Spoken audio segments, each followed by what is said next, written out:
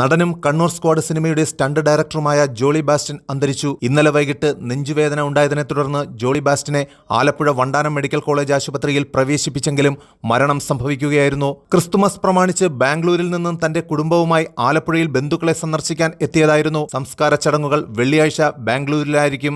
Stunt നടന്മാരുടെ Karnataka സംഘടനയുടെ അധ്യക്ഷനായി പ്രവർത്തിച്ചിട്ടുണ്ട്.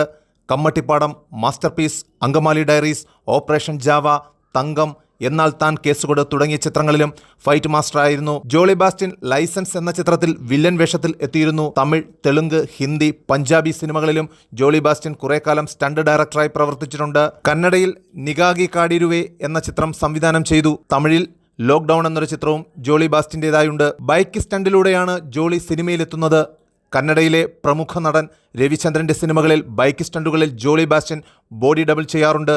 നിലവിൽ ജോളി ബാസ്റ്റൻ കന്നഡ സിനിമാ ലോകത്ത് ഉയർന്ന പ്രതിഫലം ലഭിക്കുന്ന ഒരു സ്റ്റണ്ട് ഡയറക്ടറായിരുന്നു. ഇതുവരെയായി ജോളി ബാസ്റ്റൻ 400-ലധികം ചിത്രങ്ങളിൽ വിവിധ ഭാഷകളിലായി സ്റ്റണ്ട് ഡയറക്ടറായിട്ടുണ്ട്. News desk, press Malayalam.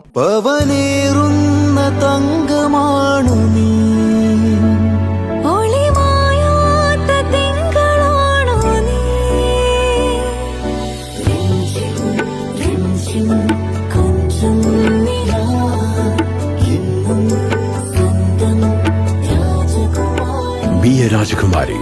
Rajakumari Gold and Diamonds. The trust of Travancore. Rajakumari.